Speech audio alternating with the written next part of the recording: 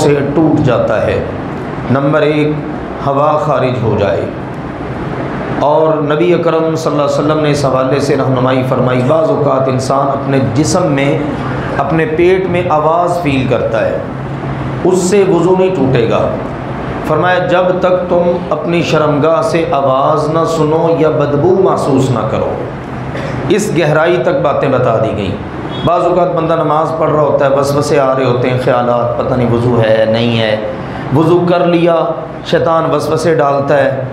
اللہ کے نبی صلی اللہ علیہ وسلم نے الحمدللہ ہر چیز کے بارے میں مکمل رہنمائی کر دی۔ تو فرمایا جب تک آواز نہ سنو یا بدبو محسوس نہ کرو، اپنے اس خیال کے پیچھے لگ کر اپنے آپ کو بے وضو محسوس نہ کرو۔ تو پہلی چیز ہے ہوا کا خارج ہونا۔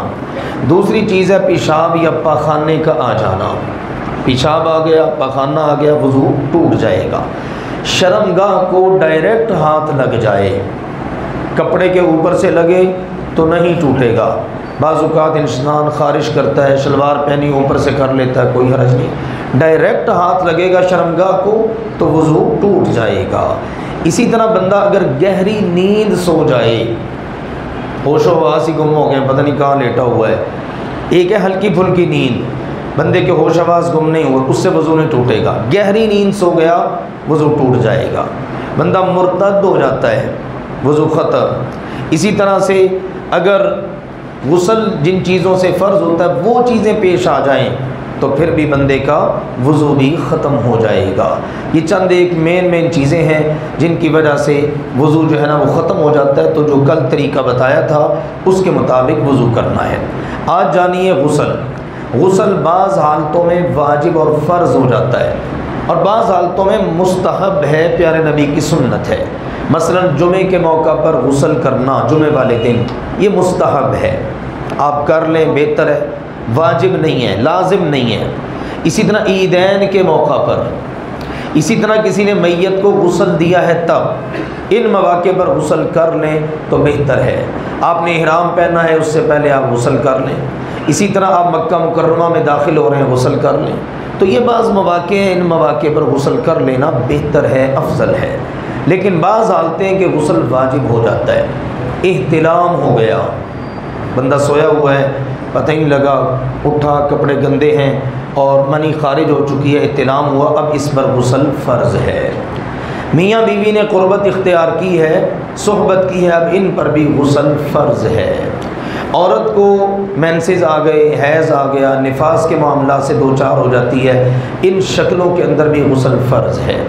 ایک بیماری ہوتی ہے خواتین کی استحاضہ کی، ایسے بلڈ آتا رہتا ہے، اس حالت کے اندر غسل فرض نہیں ہے، البتہ وضو جو ہے نا وہ اس کے اوپر لازم ہو جاتا ہے، استنجا کرے اور وضو کرے۔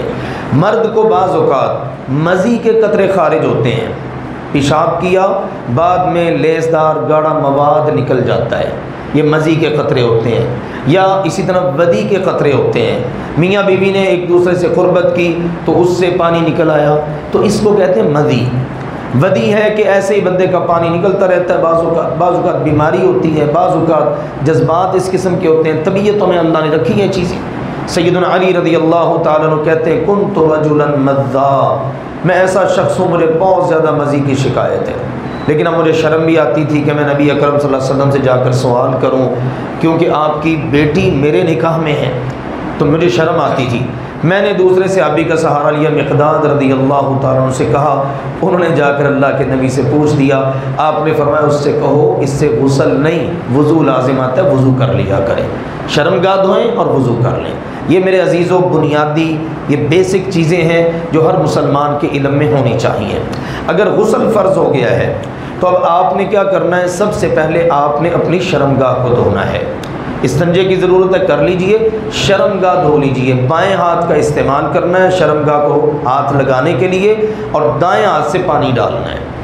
تو شرمگاہ کو اچھی طرح دھو لیجئے، اگر ہو سکے تو زیر ناف یہ سارا دھڑ دھو لیں، تاکہ اس کے بعد جو آپ نے وضو کرنا ہے نا وہ پھر آپ کا قائم رہے۔ ٹانگیں دھل گئیں، پاؤں دھل گئے، اور یہ زیر ناف آپ نے شرمگاہ ساری دھو لی۔ اب اس کے بعد آپ اپنے دونوں ہاتھوں کو 3 مرتبہ اچھی طرح دھو لیں، مٹی ہو اس کا استعمال کر لیں، صابن، ہینڈ واش، شیمپو جو استعمال کرنا چاہیں کر لیں، 3 مرتبہ دونوں ہاتھوں کو اچھی طرح دھو لیں۔ پھر اس کے بعد آپ نے کرنا ہے اپنے سر کے بالوں کا خلال، یعنی ہاتھوں کی انگلیاں گیلی کر کے بالوں میں پھیریے۔ علی رضی اللہ تعالیٰ عنہ کے بارے میں جو میں نے ابھی ذکر کیا ہے، وہ کہتے ہیں مجھے اس چیز نے ہی اپنے سر کے ساتھ دشمنی پر آمادہ کر دیا۔ جناب وہ کیسے؟ ہمیشہ بال منڈوا کے رکھتے تھے، یعنی ٹینڈ کروائی ہوتی تھی، کیونکہ اس میں بہت احتیاط کی ضرورت ہے، کوئی بال آپ کا خشک نہیں رہنا چاہیے۔ تو آپ نے انگلیاں گیلی کر کے سر کے بالوں کا اچھی طرح خلال کرنا ہے، پھر 3 چلو لے کر سر میں ڈال لینے ہیں، پھر خلال کر لینا ہے، حتیٰ کہ آپ کو یقین ہو جائے کہ آپ کے سر کی جلد تک پانی پہنچ گیا ہے۔ پھر اس کے بعد آپ نے 3 مرتبہ اپنے دائیں کندھے پر پانی ڈالنا ہے، 3 مرتبہ بائیں کندھے پر پانی ڈالنا ہے۔ شاور لے لیں، وہ ڈونگے وغیرہ ہوتے ہیں ان کے ساتھ ڈال لیں، کسی برتن کے ساتھ، چلو کے ساتھ، جیسے آپ کو سہولت۔ پھر اس کے بعد آپ نے 3 مرتبہ سر میں پانی ڈالنا ہے، اور اس سے پہلے آپ نے کر لینا ہے وضو۔ وہ اس سے پہلے کرنا ہے سر کے بالوں کے خلال سے پہلے، ٹھیک ہے نا؟ یعنی آپ نے جب استنجا وغیرہ کر لیا، دھڑ دھو لیا، اب آپ نے وضو کرنا جو کل طریقہ بتایا تھا۔ اس میں 2 چیزیں ہیں، ایک چیز تو یہ ہے کہ آپ مکمل وضو کر لیں، سر کا مسا بھی، پاؤں بھی دھو لیے، آپ کا وضو اب ہو گیا مکمل۔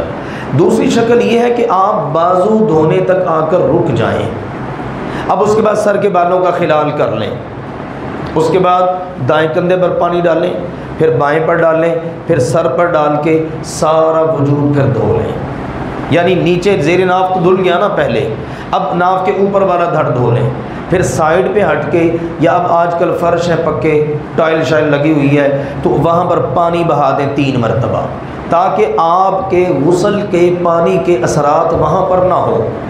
آپ نے پانی بہا دیا، جگہ صاف ہو گئی، اب وہاں پر 3 مرتبہ اپنے دونوں قدموں کو دھو لیں، یہ آپ کا غسل مکمل ہو گیا۔ اگر آپ نے پہلے وضو کے ساتھ دونوں پاؤں دھو لیے، اب آخر میں دھونے کی ضرورت نہیں ہے۔ خواتین کا بھی سیم یہی طریقہ ہے، فرق صرف یہ ہے اگر عورت نے اپنے بالوں کو باندھا ہوا ہے، مینڈیاں کی ہوئی ہیں، اس کو کھولنے کی ضرورت نہیں، بس وہ 3 چلو سر میں ڈال لے اور اس کے بعد اپنا باقی کا غسل مکمل کر لے۔ یہ طریقہ کار ہے۔ اب سنیے، آخر میں ہر عمل کے لیے نیت ضروری ہے۔ اب چونکہ آپ تھے بیت الخلاء میں، اب نیت آپ نے باہر سے کر کے گئے ہیں کہ میں غسل میرے اوپر واجب ہے، یا میں نے جمعے کا غسل کرنا ہے، عید کا کرنا ہے، میں غسل کرنے کے لیے جا رہا ہوں، باہر ہی بسم اللہ پڑھ لیں۔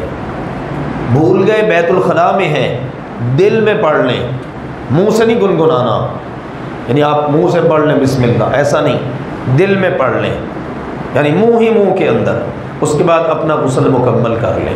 جو وضو آپ نے کیا یہ اگر برقرار ہے، آپ کی شرمگاہ کو ہاتھ نہیں لگا، ہوا خارج نہیں آئی، کوئی پیشاب پخانہ نہیں کیا آپ نے، مزی بدی کے قطرے وغیرہ خارج نہیں ہوئے، کوئی اس قسم کا معاملہ نہیں ہے، اس وضو کے ساتھ آپ عبادت کر سکتے ہیں، نماز پڑھیں، باقی جو عبادات کرنا چاہتے ہیں آپ کریں، یہ وضو آپ کا برقرار ہے۔ تو یہ میرے عزیزوں مسنون طریقہ ہے، جمعے والے دن بھی یہی غسل کرنا چاہیے ہمیں۔ دیگر ایسے مواقع آ جاتے ہیں جب ضرورت پیش آتی ہے نوجوانوں کو بالخصوص، یا اسی طرح شادی شدہ افراد کو، تو یہ مسنون غسل انہیں کرنا چاہیے، اور جس وقت باہر آئیں اس وقت باہر آ کر آپ مسنون دعا پڑھ لیں۔ تو یہ ہے وضو کا اور غسل کا طریقہ۔ اگر آپ کے ذہن میں کسی قسم کا کوئی سوال ہو، الحمدللہ میں پہلے بھی کہتا ہوں بلا جھجک آپ انشاءاللہ تعالیٰ پوچھ سکتے ہیں اللہ کے فضل و کرم سے۔ کل انشاءاللہ تعالیٰ ہم تیمم کا طریقہ بتائیں گے اور اس سارے طریقے کو ایک مرتبہ دہرا دیں گے، پھر پرسوں سے انشاءاللہ ہم نماز کا سلسلہ اللہ کی توفیق سے شروع کریں گے۔ اللہ تعالیٰ ہمیں سنت کے مطابق عمل کی توفیق عطا فرمائے۔ وآخر دعوانا ان الحمد للہ رب العالمین۔